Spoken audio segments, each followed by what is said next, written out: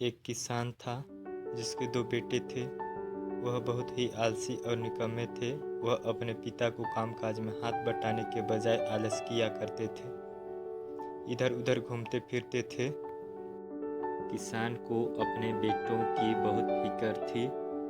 वह सोचते थे कि मेरे मरने के बाद इनका क्या होगा, यह अपना पेट कैसे भरेंगे, अपने परिवार को कैसे संभाल पाएंगे। एक दिन किसान की हालत बहुत ही गंभीर थी। कहने का मतलब किसान मरने की हालत में था। तभी किसान ने अपने दोनों बेटों को बुलाकर उनसे कहा कि हमारे खेत में एक खजाना गड़ा हुआ है, लेकिन वह किस जगह है उसकी जानकारी मुझे भी नहीं है, लेकिन खोदने बाद तुम्हें वो खजाना मिल जाएगा। इतना कहकर किसान भगवान को प्यारे हो गए।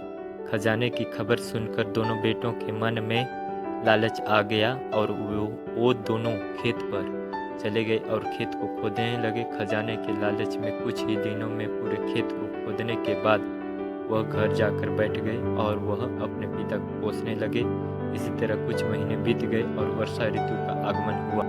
किसान के बेटों के पास पेट भरने के लिए सिर्फ एक ही जरिया था, वो है खेती। तब बाकी किसानों की तरह किसान के बेटों ने खेत में बीज बोने शुरू कर दिए।